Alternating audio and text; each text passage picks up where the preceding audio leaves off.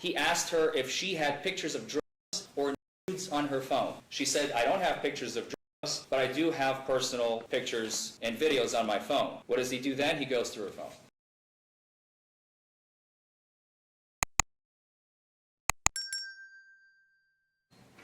Are we ready for jury instructions? We are, Your Honor. Yes, Your Honor. Okay.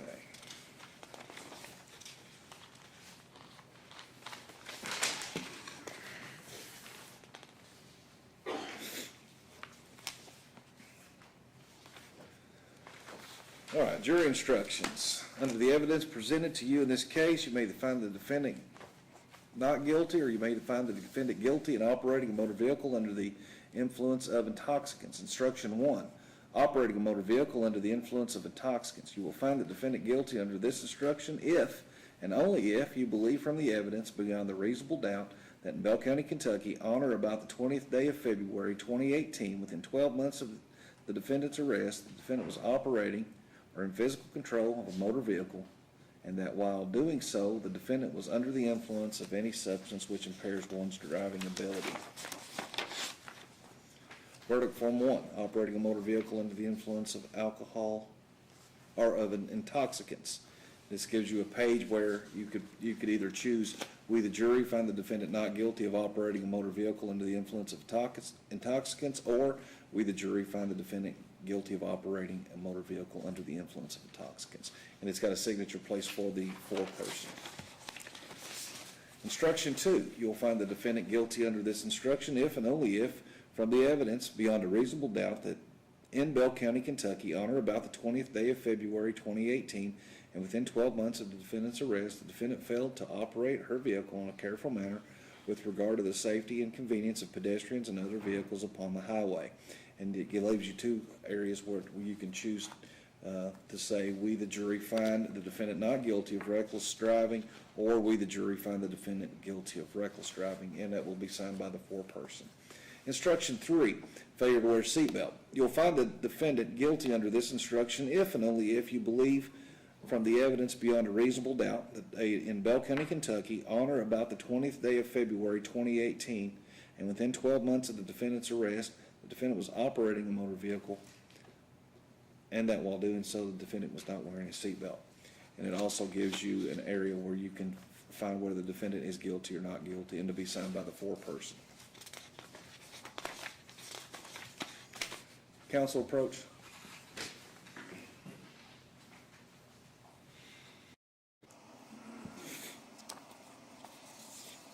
What did we decide on the penalty phase? I believe we already did, Judge, that we can do the penalty phase immediately with... Afterwards, or do you want me to read these? We can read these and then they'll decide everything at once. That way we save some time. That's your... All right with you, Mr. Douglas? All right. Penalty phase instructions. Instruction 1, the verdict of the jury must be unanimous and be signed by one of you as a foreperson, as you may use on the forms provided at the end of these instructions for your verdict. The burden rests entirely upon the prosecution. The burden does not shift to the defense at any point. Instruction 2, operating a motor vehicle under the influence of intoxicants. You shall fix her punishment from one of the following. For the first offense within 10 years from the date of offense, you shall fix her punishment at a fine of not less than $200, not more than $500, and confinement in the county jail for a period of not more than 30 days at your discretion. Instruction 3, reckless driving. You shall fix her punishment at a fine not less than 20 nor more than 100. Instruction 3, failure to wear a seatbelt. You shall fix her punishment at a fine not to exceed $25. Verdict Form 2, operating a motor vehicle under the influence of intoxicants. A, having found the defendant guilty of operating a motor vehicle under the influence of substances which may impair one's driving ability. First offense, we the jury find the defendant, and you can place the fine and the sum or the confinement in jail of not more than 30 days, and that will be signed by the foreman of the jury. On reckless driving, the verdict form is also saying if you have found this person guilty, that you would have fixed the fine of the sum of not more than 20 to be signed, or not less than 20, no more than 100, signed by the foreperson. And failure to wear a seatbelt, if you find her guilty, it's not to exceed the sum of $25. Mr. Douglas, are you ready for, oh, I'm sorry. Should be me, Your Honor. Yes, it is. Are you ready, sir? Yes, Your Honor. Come on up. Thank you.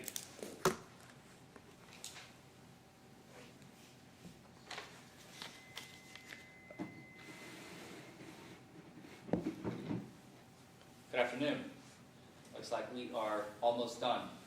I get to close, then Mr. Douglas gets to close, and then you all go back and deliberate. That's it. So what have we heard here today? We have an officer who, during the arrest of Ms. Kindle, as she testified, has felt her up, which the policies that they have in place require female officer. Only female officers are permitted to do so. We have a male officer, regarding of what he did, he was not allowed to do so. Judge,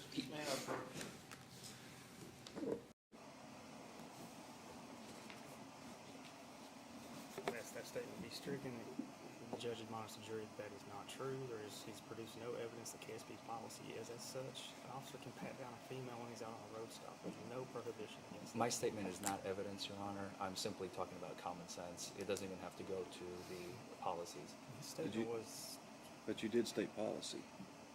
That is correct. My apologies. You're right. May I rephrase? After I admonished that. No problem. Ladies and gentlemen of the jury, I'd like to admonish you at this point that the policy for the state police is not to have a female officer, so that will be stricken from the record. Mr. Forman? Thank you, Judge. It is common sense. She testified to the fact that he never placed handcuffs on her. Therefore, there was no... Was there an arrest? Was there not an arrest? We don't know. There are no handcuffs. In my experience, this is the first case in my entire, albeit short career, more or less. I've only been around, this is my 6th year practicing. I've never seen a person not getting handcuffed when they go back in the back of the cruiser. He asked her to come to some building to do a test. We don't know. When they arrive at the jail, Ms. Kindle testified that he asked her if she had pictures of drugs or nudes on her phone. She said, I don't have pictures of drugs, but I do have personal pictures and videos on my phone. What does he do then? He goes through her phone. He watches the video, he watches the pictures, and immediately after that, what did she say? He asked and he said, I'm going to give you my phone number, and said, if you don't call me, I'm going to add more charges on you. She later found that phone number in her belongings, in the envelope with the ring in it. He charged her for a DUI because she didn't call him as he requested. He followed up on his promise.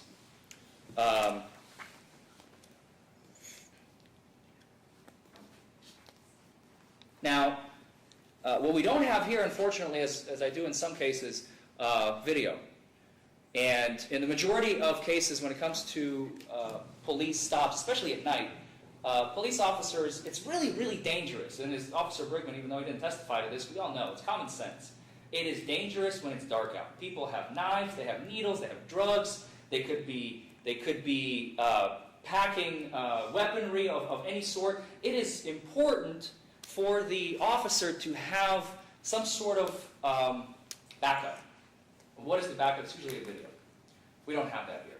What happened to it? It was never given to us. Was it destroyed? Was it missing? Did it never exist? We have no idea.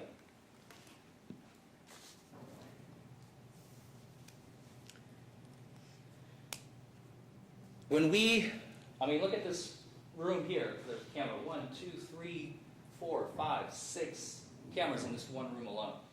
When you're walking in, there might be cameras. Any government building has cameras. Everywhere. Anything that has to do with the government. Why? It's for protection. It's for safety. If somebody starts to contest something, what does the government do? Let's pull the tape. Let's watch it. You understand what you did now? Yes. Okay. No questions. We don't have that here.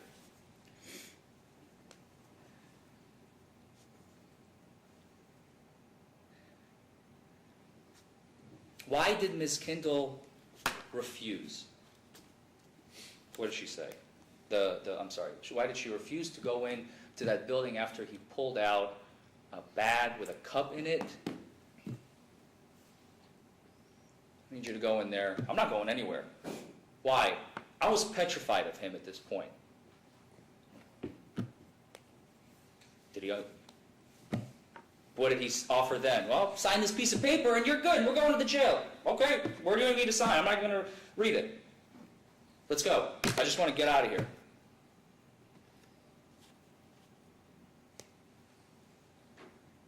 Basically, what I'm getting at here is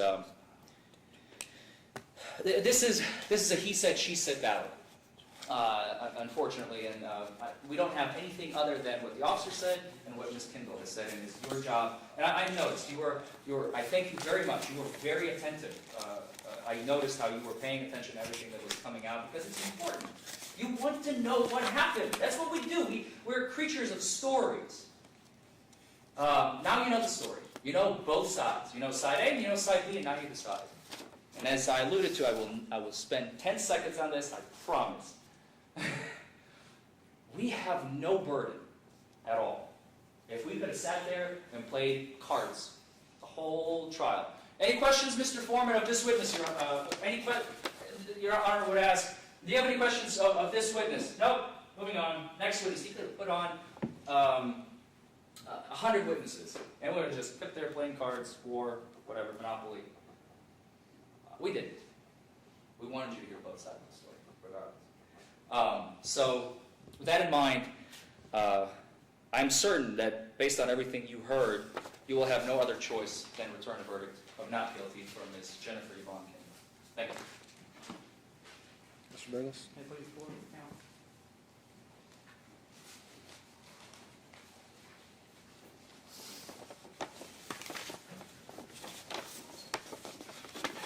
He said he's not been practicing that long. He's never seen anybody not handcuffed in the back of the car. He's been doing this 10 years. It happens a lot, folks. Somebody's not that dangerous. Put him in the back of the car. It's not a big deal. I don't see why they're making a big issue out of that. When you don't have a case, what do? You attack the other person. This officer has impeccable credibility. I've been working with him for 10 years. I'm appalled by some of the things that's been alleged here today. It's ridiculous. You know, she's made these statements. She was using methamphetamine. She failed the field sobriety test. You can probably tell my voice is trembling just a little bit right now. I'm pretty upset. You know, I think it's wrong to go after an officer like this in this situation, if that's your entire case. But if that's all you got, it's all you got. You know, so you got to do your job.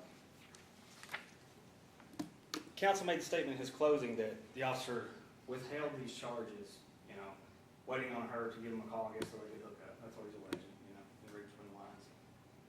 I think the court can take judicial notice that the officer's citation was filed on 2/20/18, the date of her arrest. I just looked it up on CourtNet, it's public record. The clerk can pull it up and show what date his citation was actually filed. He filed it that same night after she was arrested. So this crap about him waiting to see if she's going to do whatever he wanted before he charged, wrong. It's a lie, just like her other statements. All of her statements have been lies here today, folks. You know, normally when I get up here in a jury trial, I ask you folks, you know, make your decision, affix whatever punishment you want to. You know, I'm happy with that. I just want a guilty verdict, most importantly. But in this case, I'm asking for significant jail time. To do what she's done, get in a truck, admit that she's driving under the influence of methamphetamine, admit that she's taking it. Tell the officer once they get to the hospital, or some brick building, she couldn't even tell me how long it took to get to the hospital. I mean, we all know it takes the same amount of time to get out this PCH from the driveway, but she wouldn't take the test, and to get up here and do all this, it's just, sorry. It makes me mad. I hope that you give her the maximum sentence you can, jail time. Instructions go through two different phases of the judge. I'm going to ask you to sign under the guilty portion on the DUI charge. On reckless driving, the same. She swerved, I think she even admitted that, because she was, I think her testimony was she was facetiming or something with her husband, something along those lines. Seatbelt, there's been no evidence to the contrary. The officer testified she wasn't wearing a seatbelt. So get through those sections first. Then you get to the penalty phase. DUI first. You got the option of a fine, 200 to 500, and jail up to 30 days. I'm going to ask you if you find her guilty to riding 30 days right there. And I ask you to fine her as much as possible, $500. Same thing on the reckless driving and the failure to wear seatbelt. You got forms at the end for all three charges. Thank you for your time. Tommy, can you take these good folks back to the jury room, please?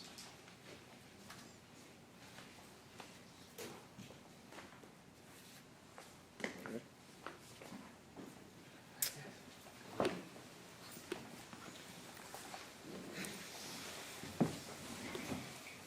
What was your objection? Did you make an objection? Yes, Your Honor. The bailiff has to be sworn in order to make sure that he's not communicating with the jury, and anything that they bring to his attention, he must bring to the court. Okay. We normally do that, but I'm not going to. No offense. I'm sorry. Already been done, but we'll do it All again. right. If you'll raise your right hand, do you solemnly swear or affirm that you will not speak to the jury in regards to anything that deals with this trial or any other trial in the past, and that you, what was the other one? If Any anything that questions that brings are brought to you by the jury, that you bring those to me, so help you God. I do. Thank you, Your Honor. Just for protection of the record. I understand, that's fine with me. Tommy, will you go outside and notify the defense counsel?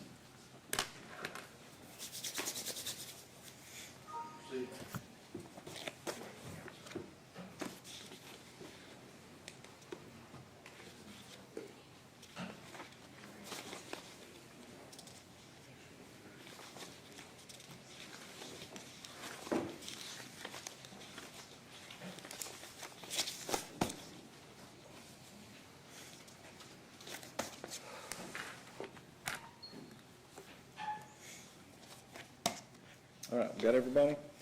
All right, we have the jury instructions back here, and verdict form 1, operating a motor vehicle under the influence of alcohol or influence of intoxicants. We, the jury, find the defendant not guilty under operating a motor vehicle under the influence of intoxicants. On instruction 2, we, the jury, find the defendant guilty of reckless driving. On count 3, we, the jury, or instruction 3, we, the jury, find the defendant guilty of failure to wear a seatbelt. And let's see, on the instruction 3, for the fine for reckless driving is $100, and on the fine for failure to wear a seatbelt is $25. And what are the court costs, Your Honor? Give me a second, and we'll tell you. My apologies. Make sure you have a jury fee on that too. Is there a jury fee? Jury fee? Okay.